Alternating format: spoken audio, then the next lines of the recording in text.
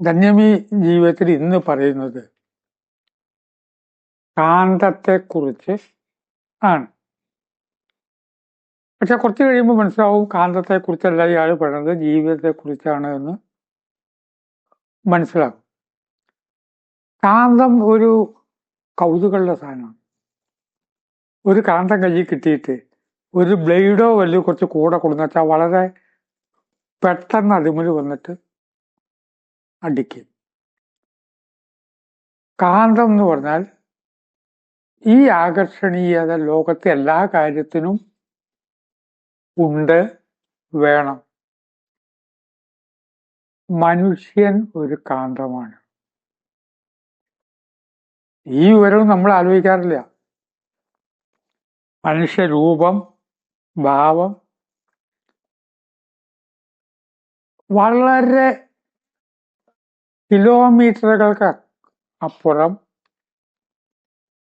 ഒരു മനുഷ്യൻ നിൽക്കുന്നു. നമ്മൾ ഇവിടെയുണ്ട്, ഗ്യാപ്പിൽ ഒന്നുമില്ല. അത്ര വലിയ മൈതാനാണെന്ന് വിചാരിക്കുക. നമ്മൾ ഏകനാണ്. അങ്ങനെ ഏകനായി നോക്കുന്നു. ചുറ്റും ആരും ഒന്നുമില്ല, ഒരു ജീവജാലവും ഇല്ല. എത്രയോ അകലെ ഒരു മനുഷ്യൻ നിൽക്കുന്നു. ആ മനുഷ്യൻ ഇങ്ങോട്ടും കണ്ടിട്ടുണ്ടാവാം. ഇപ്പൊ അവിടെ ഒരു അട്രാക്ഷൻ നടന്നിട്ടുണ്ട്. അയാളിലേക്ക് അയാളോടൊന്ന് ഒരു ചെറിയൊരടുപ്പം. ആ അടുപ്പത്തിന്റെ വെയിറ്റ് എത്ര വെച്ചാൽ 0.50 കഴിഞ്ഞിട്ട് 5 ഗ്രാം. അത്രേ ഉള്ളൂ. ഒന്നങ്ങോട്ട് നീങ്ങാൻ. ഒരാളെ കണ്ടിട്ട് കുറെ ദിവസമായി, വളരെ അകലെയാണ് ഒരാളുള്ളത്. കല്യാണത്തിന് പോകുമ്പോൾ നമ്മുടെ പരിചയക്കാരെ കാണുന്ന സമയത്ത് ഈ ആകർഷണീയത കൂടി.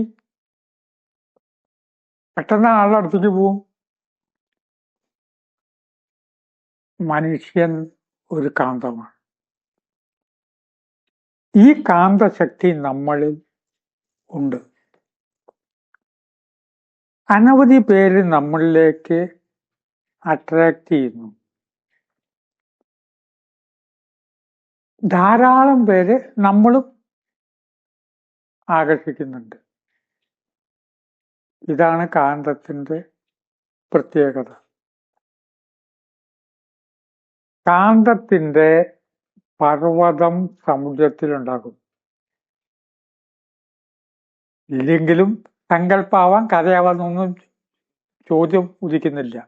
കവിതാത്മകമല്ലേ പലതും പറയുന്നത്. അപ്പൊ ഷിപ്പ്, പതിവായിട്ട് പോകുന്ന ഷിപ്പ് ചിലപ്പോ വഴിതെറ്റി കാന്തപർവ്വതത്തിന്റെ മുകളിൽ കൂടെ അങ്ങോട്ട് പോകുമ്പോൾ ആ ഷിപ്പിനകത്ത് ഇരുമ്പുണ്ട്, ആണികൾ ഉണ്ട്. ഈ പർവ്വതത്തിന്റെ മുകളിലേക്ക് എത്തുമ്പോഴേക്ക് ഇത് മുഴുവനെ അങ്ങോട്ട് പർവ്വതം വലിച്ചെടുക്കും. അതിപ്പോ സകല ആണിയെയും വലിച്ചെടുക്കും, അതിനകത്തെ ഇരുമ്പിനെ മുഴുവൻ വലിച്ചെടുക്കും. ഈ ഷിപ്പ് അങ്ങോട്ട് പൊട്ടിത്തെറിക്കും. ഈ ഷിപ്പ് പൊട്ടിത്തെറിക്കുന്നതിനെ പറ്റി പരമഹംസരാണ് ഈ ഉദാഹരണം പറഞ്ഞത്. മഹത് വ്യക്തികളുടെ അടുത്തെത്തുമ്പോൾ നമ്മുടെ കാമനകള്, ദുഃഖങ്ങള് ഇതൊക്കെ ദേമരായിട്ട് പൊട്ടിത്തെറിക്കും. നമ്മളൊക്കെ പിന്നെ ദുഃഖവുമില്ല, പ്രശ്നവുമില്ല.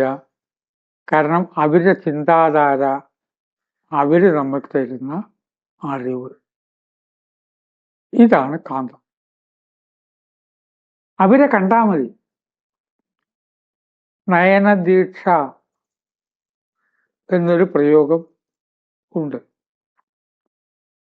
ആ നയനദീക്ഷ വെച്ചാൽ അവരോട് കുറെ നേരം ഇരുന്ന് വർത്താനം പറയുന്നത് വേണ്ട. അവര് പ്രത്യേകിച്ച് അവധൂതന്മാരാണെങ്കിൽ നമ്മളെ ഒന്നങ്ങോട്ട് കണ്ടാൽ മതി. ഈ കാന്തശക്തി അവരിലുണ്ട്. നാം ഇരുമ്പാണ്, അവരിലേക്ക് അട്രാക്ട് ചെയ്യും. ചിലരുടെ മുമ്പിൽ നാം കാന്തമാണ്. ഈ ആകർഷണം വാക്കുകളെ കൊണ്ട് വിവരിക്കാനേ പറ്റില്ല. ധന്യമീതനം ചില ദിവസം പറയുമ്പോൾ പറയുന്ന ആളുകളെ ബാധിക്കുന്ന ഒരു പ്രോബ്ലം, വാക്കുകളെ കൊണ്ട് എങ്ങനെയാ പലതും വിവരിക്കുക? വാക്കുകൾ എന്നുള്ളത് ചില പ്രത്യേക കാര്യത്തിന് വേണ്ടി ഉണ്ടാക്കപ്പെട്ടതാണ്. ഇതെങ്ങനെ വിവരിക്കുക? പഞ്ചസാരയുണ്ട്, പഴുത്ത മാങ്ങയുണ്ട്, ശർക്കരയുണ്ട്, ഒക്കേത്തിനും മധുരം. ഒക്കേത്തിനും ഒരു മധുരം അല്ലല്ലോ. പക്ഷെ വാക്ക് വേറില്ല, മധുരം എന്നുള്ള വാക്കല്ലാതെ. ഇതുമാതിരിയാണ് ഈ കാന്തശക്തി നമ്മൾ താമസിക്കുന്ന സ്ഥലത്തുണ്ട്, ചുറ്റുമുണ്ട്. നമ്മളിലെ അംശം അങ്ങോട്ട് ആകർഷിക്കുന്നുണ്ട്. അങ്ങനെ ആകർഷിക്കുന്ന സ്ഥലങ്ങൾ ഉണ്ട് ഭാരതത്തിൽ. ആ സ്ഥലങ്ങളിലെ പ്രത്യേകത, അവിടെ താമസിക്കുന്നവർ ഇപ്പോൾ ഇത് അറിഞ്ഞോ എന്ന് ചോദിച്ചാൽ, ടെലിവിഷന്റെ അകത്ത് എന്തൊക്കെ ജീവജാലങ്ങളുണ്ട് അവരോട് ചോദിച്ചാൽ, ഞാൻ ഇവിടെ ജനിച്ചു വളർന്നാണ്, മക്കാട് കഴിയുക, ഇതിനകത്തൊന്നുമില്ല. അതൊരു റിമോട്ട് കൺട്രോൾ കയ്യിൽ വരുമ്പോഴല്ലേ ടെലിവിഷനിൽ പല പിക്ചറും നമുക്ക് കിട്ടുക. ഇതുപോലെ ആ പ്രദേശങ്ങളിലെ പ്ലസന്റ് വൈബ്രേഷൻ, ഭാരതത്തിൽ എത്രയോ സ്ഥലങ്ങളുണ്ട് പ്ലസന്റ് വൈബ്രേഷൻ ഉള്ള സ്ഥലം. നമ്മുടെ ചുറ്റുമുണ്ട്, നമ്മുടെ നാട്ടിലുണ്ട്. അതിനെ സ്ഥലങ്ങൾ എന്ന് പറയും, സ്ഥലി എന്ന് പറയും. അവിടെ തളം കെട്ടി നിൽക്കുകയാണ്. തളം കെട്ടി നിൽക്കുന്നതിന്റെ പേരാണ് തളി. എന്താ ആകർഷണം പറയാൻ കഴിയില്ല.